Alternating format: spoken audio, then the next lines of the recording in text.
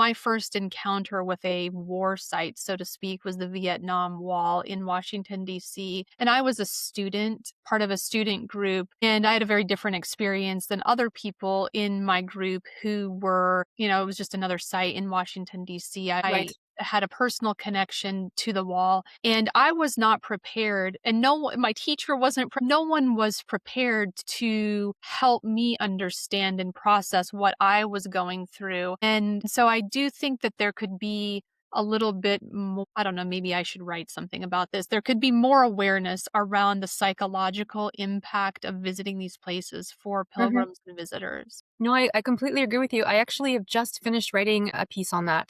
It's called I'd love to hear about it.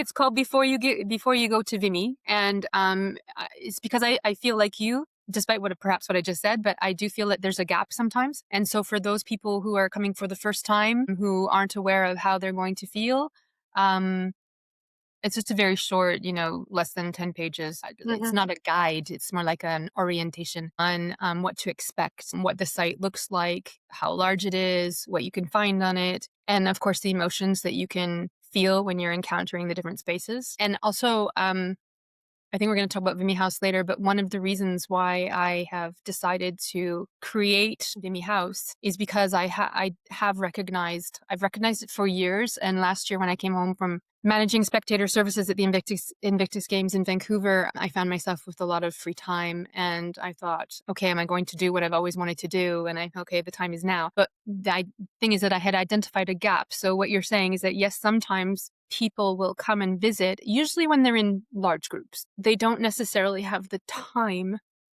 or they're not given the time, they're not given the permission to experience the place, whether it's Vimy or another First World War site. I'm not going to say properly, but they're not given enough time to experience it fully, perhaps, or they're not given enough time to understand. And when I say understand, it's not the number of dead and the figures around the battle and all of that. It's to understand where they are and what it represents. So that's one of the things that I wanted to do, is I wanted to give people the time to experience things slowly and to experience it outside, walking, cycling, being able to ask questions, being able to sit down if they want.